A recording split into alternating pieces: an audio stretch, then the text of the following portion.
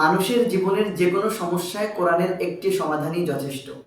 আল্লাহ পাক রব্বুল আলামিন কালামুল্লাহর ভিতরে বলেন, ফাকুল তুস্তাগফিরু রাব্বাকুম ইন্নাহু কানা গফফারা ইউরসিলিস সামাআ আলাইকুম মিদরারা ওয়া ইউমদিদকুম বিআমওয়ালিন ওয়া বানিনা ওয়া ইয়াজআল লাকুম জান্নাতিন ওয়া ইয়াজআল লাকুম আনহারা। যদি কোনো ব্যক্তি ইস্তেগফার বেশি বেশি পড়ে, আল্লাহ পাক রব্বুল আলামিন তার জীবনের সব কিছুকে মাফ করে দেন।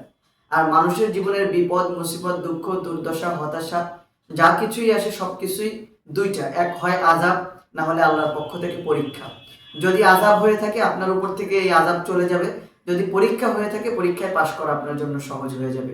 আর আল্লাহ নিজেই বলতেছেন যে আসমান থেকে তিনি মুষলধারে আপনার উপরে নিয়ামত বর্ষণ করবে, সেই সাথে সন্তান, সন্ততি, সম্পদ, সম্পত্তি, এরপরে দুনিয়াটাই এক পর্যায়ে আপনার জন্য জান্নাত বানিয়ে দিবে।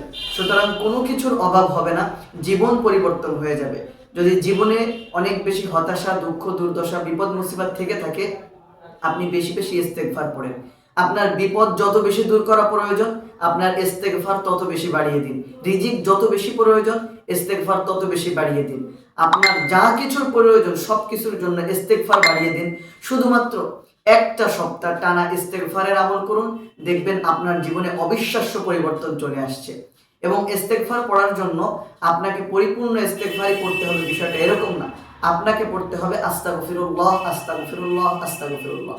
তো আজকে এতটুকুই। যদি জীবন পরিবর্তন করতে চান, এক সপ্তাহে শুধুমাত্র ট্রাই করুন, অবিশ্বাস্য ফলাফল পেয়ে যাবেন।